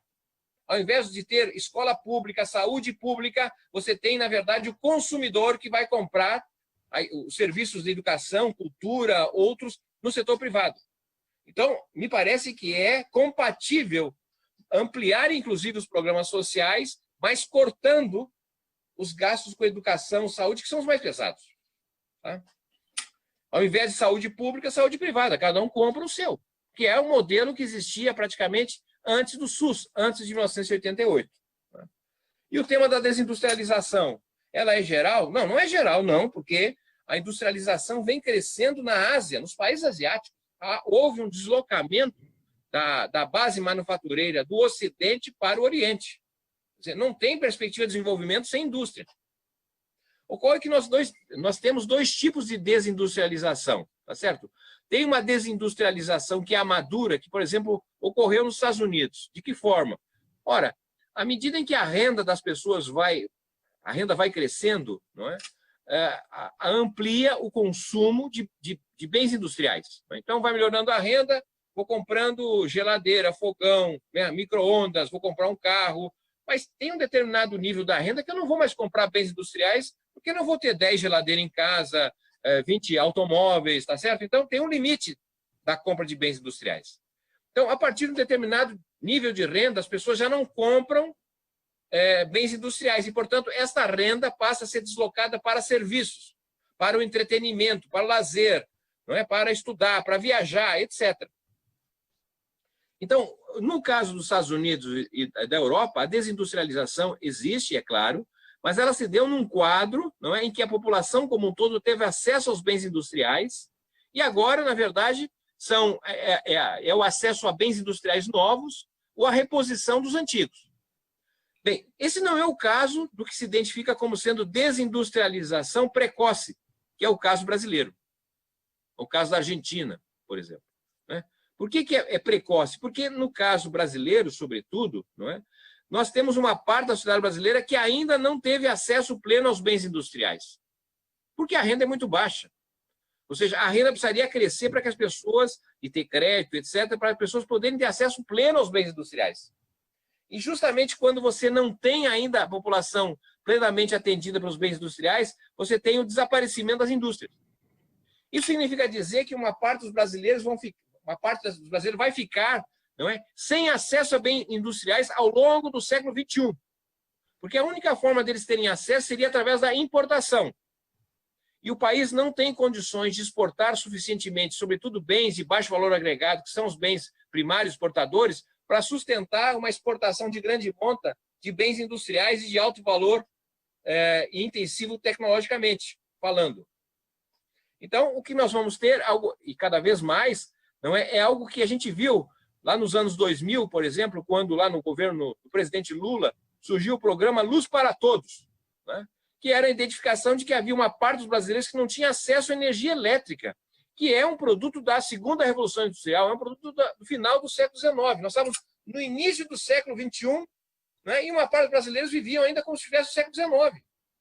Para ter uma ideia, no estado do Piauí, cerca de 45% da população do interior do estado não tinha energia elétrica. Então, eu quero chamar a atenção que nós estamos caminhando para essa circunstância, ou seja, você contém, não é, reduz a base industrial, sem que a população como um todo tivesse tido acesso a ela, e, portanto, a perspectiva que se apresenta é a perspectiva colonial, ou seja, até o final da década de 1920 no Brasil, não é? O consumo de bens manufaturados era feito pelos muito ricos, pois importavam, né? E essa importação era paga pelas exportações de café. Esse é o quadro que está se desenhando para o Brasil diante dessa desindustrialização, sem nenhuma perspectiva, sem nenhuma política nacional, governamental para enfrentá-la. Perceba, e aí termino por aqui, não é? A vergonha que o Brasil passou, vem passando, não é? Ora, diante da pandemia, não é? Um dos principais produtos na higienização era o álcool gel. Ora, o Brasil é o maior produtor e exportador de álcool do mundo. E nós tivemos, pelo menos no mês de março e uma parte do mês de abril, escassez, não havia álcool em gel. Ora, se isso aqui é um país que tem uma perspectiva social civilizatória, esse produto devia ter tido um acordo do governo com os produtores para que oferecesse de forma gratuita para a população, já que é um produto estratégico. Não. A vergonha que passamos por não ter máscaras, luvas para os trabalhadores de serviços na saúde. Ora, mas como é que o Brasil não tem luva e máscara? Será que a indústria têxtil, que é a quarta maior do mundo que está no Brasil, não teria condições de fazer, em termos emergenciais, luvas, máscaras para a população, para, pelo menos, os trabalhadores da área de saúde? Claro que teria, mas não tem política para isso. Tá? Ora, o Brasil está com problemas de insumos de saúde, não é? Não tinha o respirador mecânico. Ora, nós temos indústria química, nós temos indústria metalúrgica, nós teremos condições de fazer isso se houvesse um projeto. Então, não tem projeto, logo, o que nós temos vai se perdendo com o passar do tempo. Obrigado, Márcio. Excelente, novamente, suas observações, suas considerações. Você falou um pouco sobre Estado social e também falou agora de colonialismo, né? O colonialismo. Eu vou, nesse bloco agora, tem duas perguntas que também fazem menção a isso, então eu vou acrescentá-las nesse bloco que eu vou fazer agora de perguntas, porque eu separei nesse bloco, seria mais sobre necropolítica e pandemia. Então, vou começar. O Vanderlei, Crispim Vanderlei, ele faz um comentário sobre a destruição do Estado com a aplicação da necropolítica e aproveita e pergunta também como, com a reestruturação do processo produtivo com as tecnologias 4.0, se a gente vai ter um aumento do desemprego e o aumento da miséria, se isso vai acontecer ou não. O Bruno, que é também da diretoria da ASA, ele faz a seguinte pergunta: o discurso da equipe econômica para justificar o fim do isolamento é que se as pessoas não saírem para trabalhar, a economia vai ter um colapso e o desemprego vai chegar a dimensões insuportáveis. Só que a mortandade continua irrefreável. O que acontecerá com a economia se o fim do isolamento provocar novos e maiores surtos de contágio? A pergunta 8 também é de uma integrante da diretoria, da Esther Cooperman.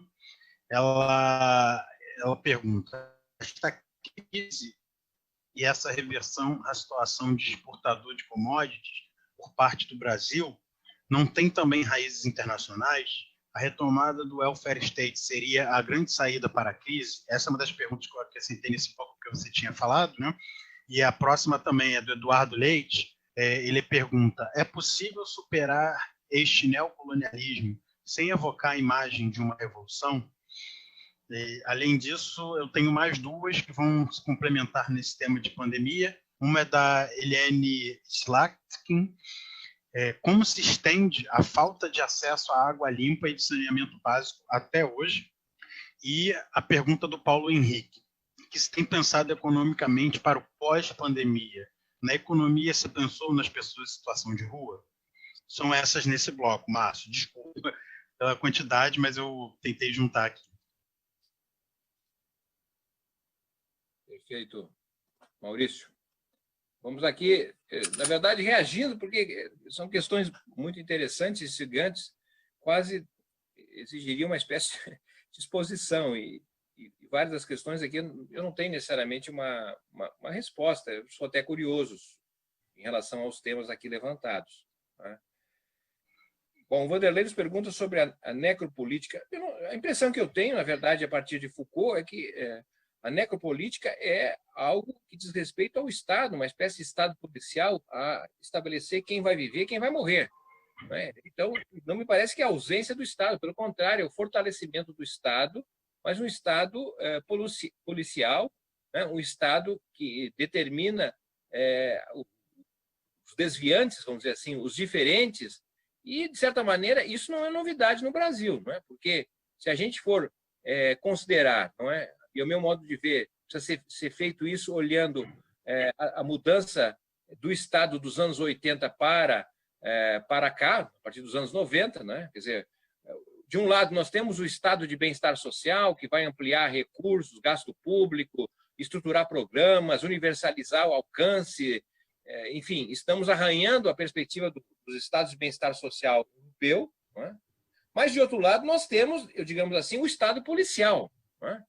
Porque não vamos esquecer que, na verdade, a partir dos anos 90, se estabelece no Brasil uma política de encarceramento de grande porte, não é? Que faz com que o Brasil saia de 90 mil presos para mais de 800 mil presos nos dias de hoje, colocando o Brasil como terceiro maior população encarcerada do mundo. Então, obviamente que houve uma determinação nesse sentido do encarceramento dos diferentes, dos sobrantes, se quisermos, né?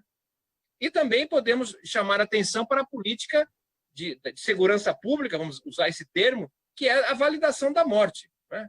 De sair de cerca de 30 mil assassinatos em 1990 para cerca de 65 mil assassinatos atualmente. Ou seja, o Brasil vive uma guerra civil nesse sentido. E que a gente sabe que a maior parte dos mortos, não é, são justamente negros, jovens. Então tem, nesse sentido, uma atuação inegável do Estado policial no Brasil, que se combina com o estado de bem-estar social, estranhamente. Tá? Bem,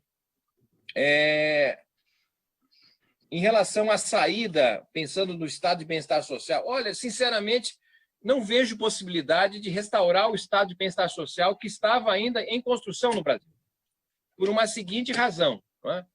Quer dizer, quando nós pensamos em estado de bem-estar social, olhando um pouco a experiência mais exitosa, que foi a experiência do segundo pós-guerra na Europa, não é? O que nós tivemos lá? Para que o estado de bem-estar social fosse constituído, ocorreram o que analistas denominam 30 anos gloriosos. Foram 30 anos de crescimento econômico, de pleno emprego, ou seja, de expansão econômica para a captura e sustentação do estado de bem-estar social. Ora, o que nós fizemos no Brasil foi um milagre, tá certo? Porque nós fomos montar um estado de bem-estar social. Nós saímos de uma carga tributária de 23%, 24% do PIB, para uma carga tributária de 36% do PIB. Né? Tributando fundamentalmente os pobres. Tá certo? Num país em que praticamente a economia não cresceu. Então, construir um estado de bem-estar social numa economia que não cresce é muito difícil, a não ser, tá certo, no modelo que nós temos hoje, que é um modelo de financiamento através do rentismo ou tributando os pobres. Quem ganha até 2 salários mínimos compromete cerca de 40% do que ganha na forma de impostos. Agora, quem ganha 40 salários mínimos não compromete 15% do que ganha na forma de impostos. Então, como fazer essa variável? Bom, eu disse, o Brasil tem saída? Evidentemente que tem saída. Né? Esse é um país em construção, tá certo? É um país que falta tudo. Né? Como a Eliane levantou aqui, uma parte, quase 50% da população não tem acesso a água, esgoto, que são, na verdade, formas básicas de vida urbana. Então, obviamente que investir em infraestrutura gera emprego, gera renda, combate a problemas de saúde. Veja, a questão de não ter dinheiro, isso na verdade não é um problema econômico, isso é uma questão política.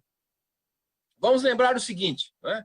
Até início de 2020, qual era a resposta que se tinha? Não é? Diante do aumento da população moradora de rua, diante do aumento da fome, diante do desmatamento na Amazônia, diante de vários problemas, o que se dizia, olha, infelizmente o Estado não tem dinheiro, o Estado está deficitário, o Estado está quebrado, o Estado é corrupto, não pode, não tem dinheiro, lamentavelmente não tem dinheiro. Ora, em fevereiro para março, tá certo, nós tivemos uma queda drástica na Bolsa de Valores e imediatamente o presidente do Banco Central colocou à disposição dos bancos 1 trilhão e 200 bilhões de reais para salvar bancos e corretoras. Tanto é que, diante de uma quebra na Bolsa de Valores brasileira, não houve um banco quebrado, uma empresa quebrada. Ou seja, o dinheiro que não existia para atender miserável morador de rua, desmatamento, apareceu da noite para o dia. Como é que é possível isso? Isso é uma decisão política. Certo? Não é uma questão econômica nesse sentido. Então, eu anteriormente até falava que é necessário reconfigurar o financiamento do Estado brasileiro, que não deve depender do endividamento dos títulos aos setores privados, que tem que, na verdade, emitir dinheiro, que tem que o Banco Central comprar o título do Tesouro, né, que tem que tributar rico. Saída técnica nós temos, esse não é o problema. A questão é política. É como construir uma maioria que valide essa perspectiva econômica técnica, vamos dizer assim, né? Então, o estado de bem-estar social, tal como foi pensado e constituído no segundo pós-guerra, é um estado para uma sociedade salarial, uma sociedade urbana industrial. Me parece, né, numa sociedade de serviços, que a questão é de outro tipo. Tá certo? Que tipo? Bom, em primeiro lugar, na sociedade de serviços, nós estamos falando de uma sociedade que pode ser tecnologicamente mais avançada. Alguém diz, mas aí a tecnologia 4.0 destrói emprego. Não necessariamente. Tá certo? Essa não é a primeira revolução tecnológica que nós passamos. O progresso técnico não destrói emprego, não determina emprego.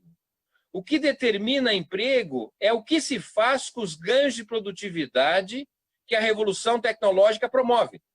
Porque o progresso técnico permite produzir em maior escala com menor custo. Logo, o progresso técnico permite ganhos extraordinários, lucros extraordinários. Portanto, a questão colocada não é ser contra, não é, ou, na verdade, se acomodar à questão tecnológica. A tecnologia precisa mudar, não é um problema disso. A questão é o seguinte, é o que nós vamos fazer com os ganhos de produtividade. Porque é estranho no Brasil, não é, que nós estamos vendo que 6 homens brancos têm fortunas acumuladas que são maiores do que a somatória de 110 milhões de brasileiros. Ora, o que é um sinal? Um sinal de que, na verdade, o ganho de produtividade está sendo acumulado por poucos, não está sendo repartido. Então, na sociedade de serviços, dizendo o seguinte, a jornada de trabalho poderia ser de 12 horas semanais. Mas 12 horas? Então, mas aí é vagabundagem. É o que diziam para os trabalhadores que reivindicavam 8 horas diárias no final do século XIX, pois a jornada era 16, 15, 14 horas por dia. É fundamental, portanto, reduzir a jornada do trabalho heterônomo e abrir possibilidades de outras formas de trabalho, porque tudo na vida é trabalho. Apenas uma parte é validada porque passa pelo mercado. É fundamental, portanto, reconhecer que há espaço para a construção de uma vida superior, civilizadamente mais avançada. É possível, tecnicamente, numa economia que progride do ponto de vista tecnológico. Agora, na circunstância que nós estamos no Brasil, não é? Eu diria assim, estamos diante do desaparecimento da classe média. Não haverá emprego para as pessoas que estão estudando na universidade. Hoje, se nós formos, vamos dizer, antes da pandemia, tá?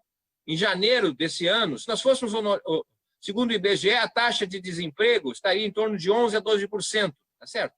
Mas se nós pegarmos os doutores, aqueles trabalhadores que têm o maior nível de certificado de educação, de escolaridade no Brasil, os doutores, né? Pois a taxa de desemprego dos doutores era de 25%. 2 vezes mais da taxa média de desemprego no Brasil. Se pegarmos a taxa de desemprego dos trabalhadores com mestrado, a taxa de desemprego no Brasil era de 1/3, 33%. Então, obviamente, eu não estou querendo dizer que só faltava eu, agora um professor universitário, ser contra a educação.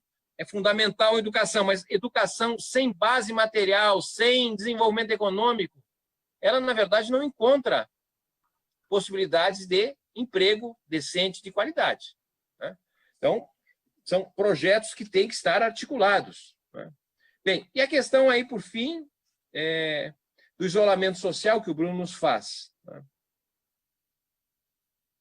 Ora, falávamos antes, não é? O modelo exitoso, que é o modelo do isolamento muito forte, não é? Que fez a China.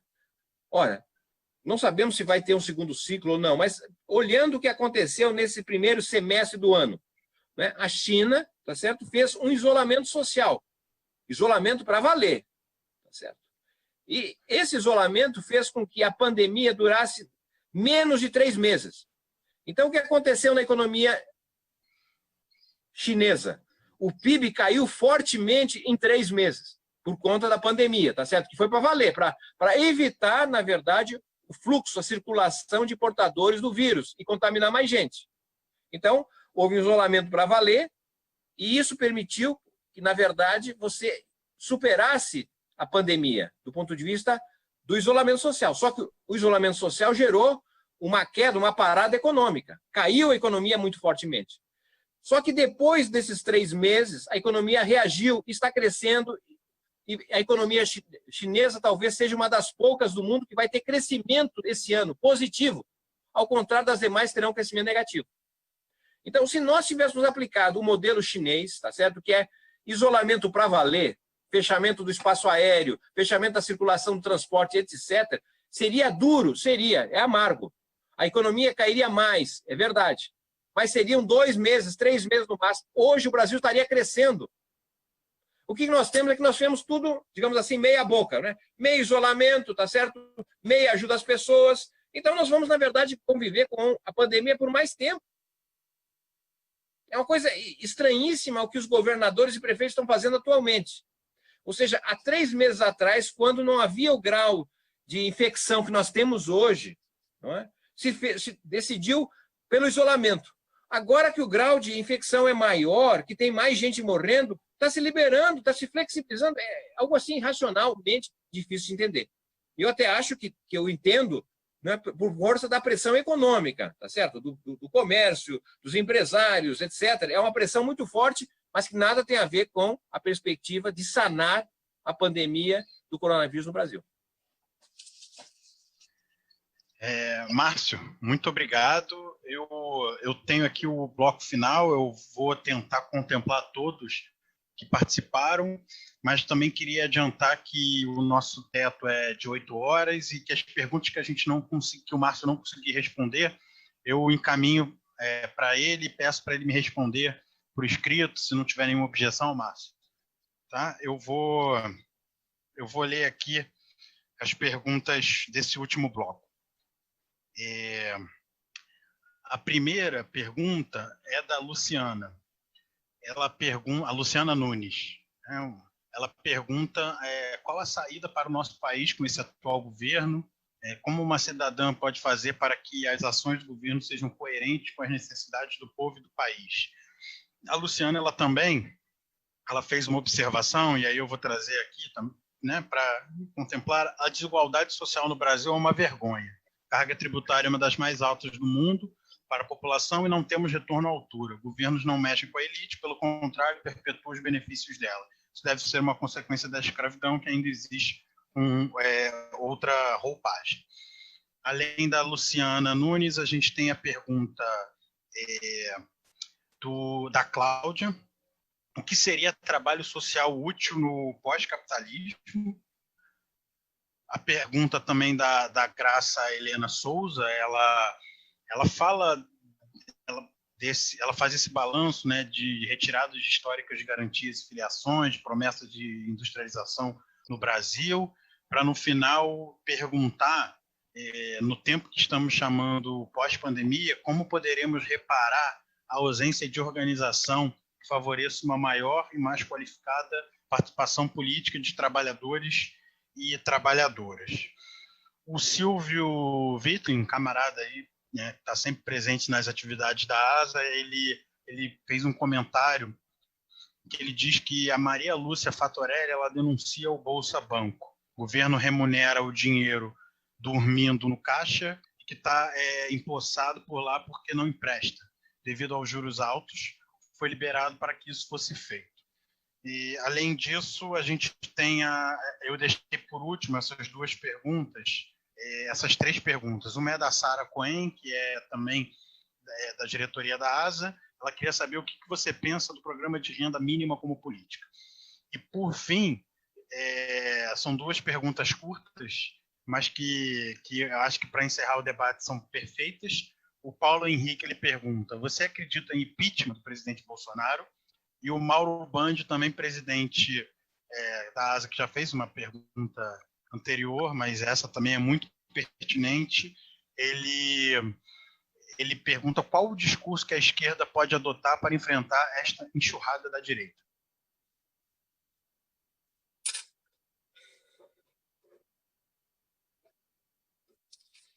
Vou agradecer, porque sou educado, mas as questões estão cada vez mais difíceis, viu, Maurício? Ai, ai. O que qualifica... O público é qualificado. Estamos acompanhando aí. Muito agradecido. Parabéns. Bom, vamos então... talvez a pergunta da Luciana com a do Mauro, do Paulo, possam ser tratadas de forma conjunta. Bom, em primeiro lugar, eu acredito que a extrema-direita, que é um fenômeno novo no Brasil, do ponto de vista do seu apoio social, né, da sua base parlamentar e representação nacional. Isso é algo que a gente não tinha no Brasil, né? Obviamente tivemos governos de direita, né, períodos ditatoriais, não é? Mas era ditadura, não era na base do voto. Entendo também que, na verdade, a extrema-direita trouxe novidades, né, de iniciativas que precisam ser consideradas quando se analisa, né?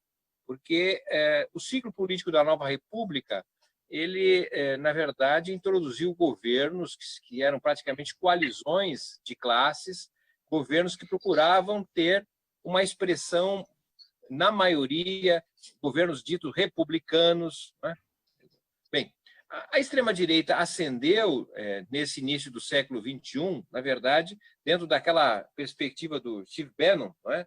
De governar por uma base restrita. Não está preocupado com a maioria, né? O fundamental para manter o governo, se pegar o Trump como exemplo, inclusive, é você ter uma base social que você precisa trabalhar com ela 24 horas. E você trabalha, na verdade, em termos comunicacionais, né? Em termos de ações. Vamos tentar entender o seguinte, por exemplo, a chamada reforma da Previdência, tirar R$1 trilhão, como lá o dono do Posto Ipiranga anunciou, né? De onde é que saiu esse R$1 trilhão?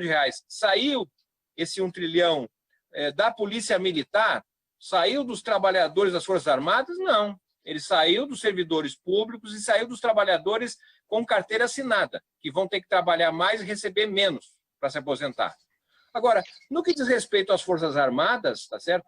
Houve, na verdade, uma elevação de remuneração, uma melhora do ponto de vista da garantia da aposentadoria. E isso ainda foi feito incluindo os trabalhadores das polícias militares dos estados. Isso criou uma identidade com o Bolsonaro inédita. Né?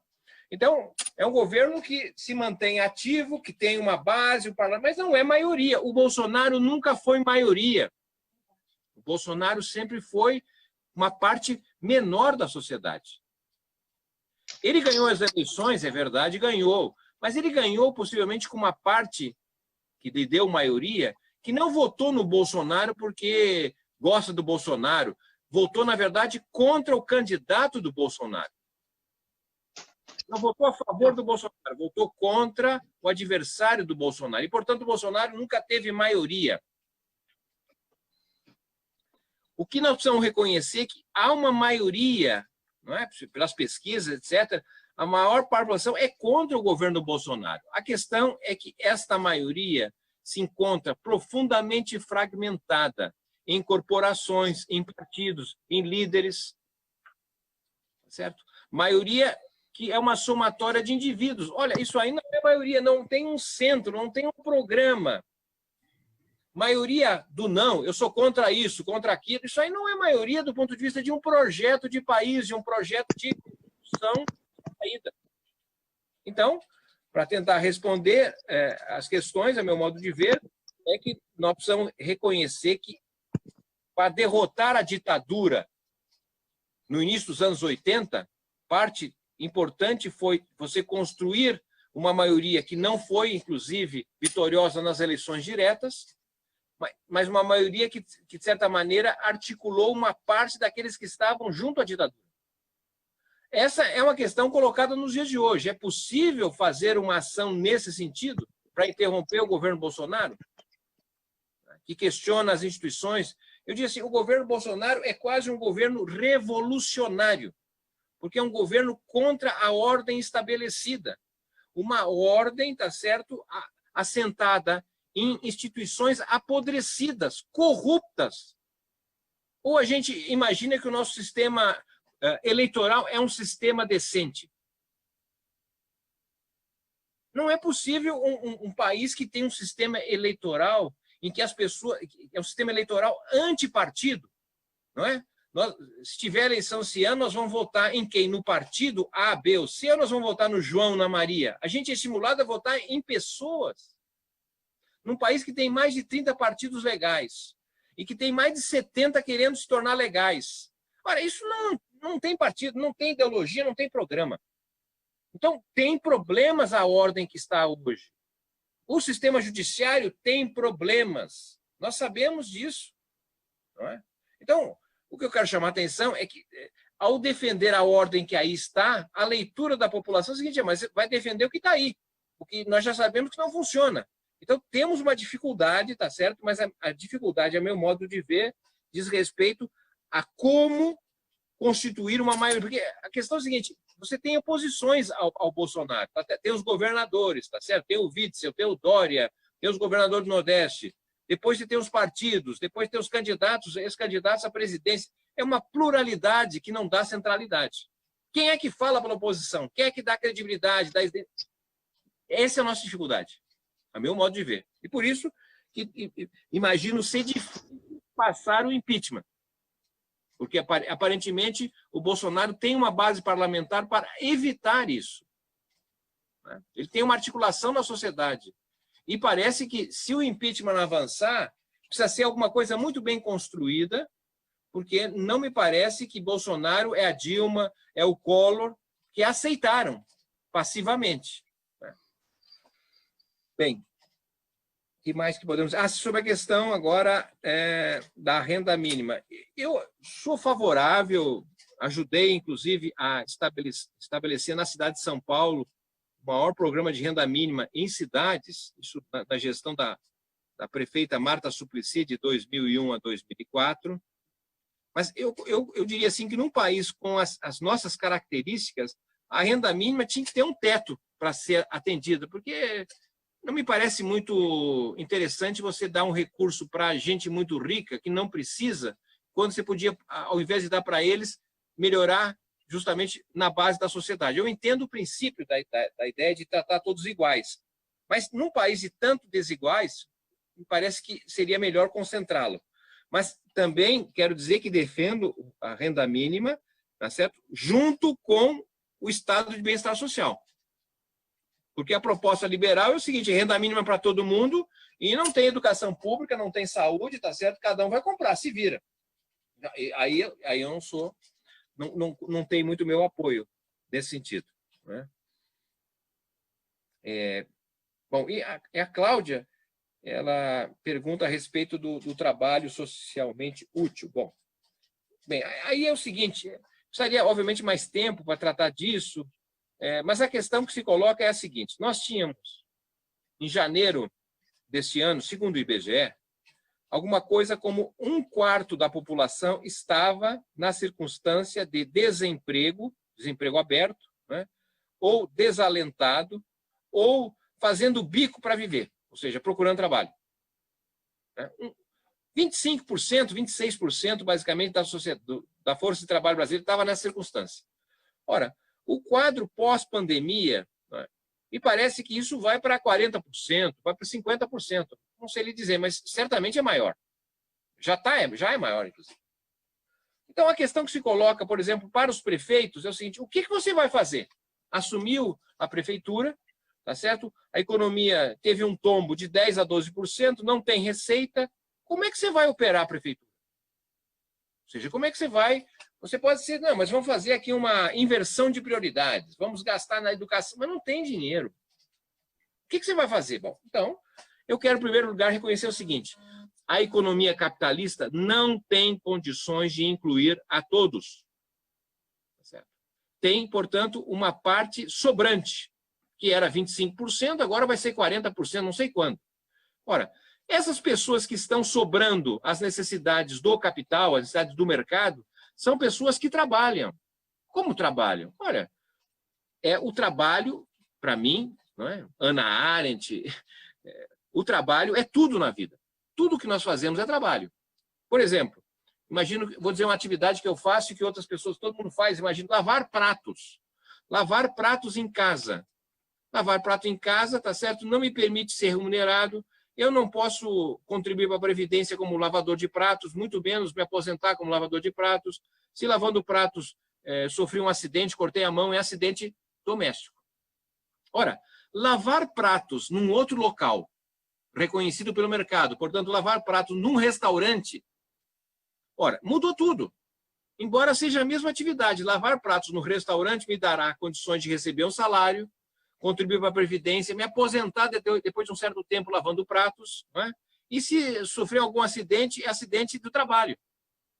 Então, o que eu quero chamar a atenção é que o trabalho socialmente útil é o trabalho que nós todos fazemos em família, na comunidade, em sociedade, cuidadores sociais, tá certo? Cuidar de filhos, cuidar da família. Isso tudo é trabalho, gente.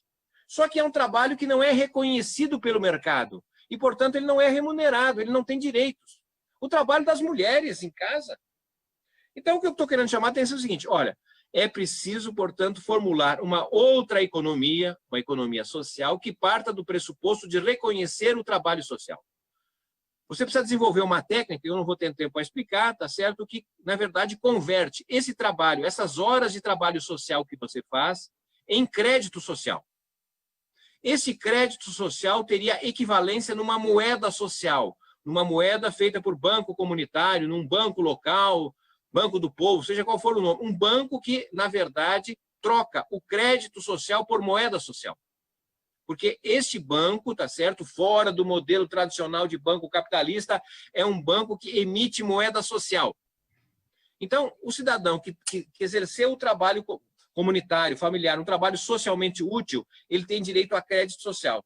E esses créditos, ele permite trocar por uma moeda. Com essa moeda social, ele financia a sua vida. Ele paga as contas do mercado, vai na farmácia, ele move a economia local, à margem do capitalismo. Então, o que eu quero chamar a atenção nesse sentido, que esse trabalho socialmente útil, não é, poderia, na verdade, construir as bases de uma economia pós-capitalista. E o papel do fundo público, da prefeitura? O papel do fundo público seria, na verdade, lastrear esta moeda social. Então, as prefeituras não podem emitir, tá certo? Quem emite é o Banco Central. E o governo que nós temos não vai fazer isso. Dificilmente vai fazer isso. Gostaria que fizesse, diga-se de passagem, mas não vai fazer.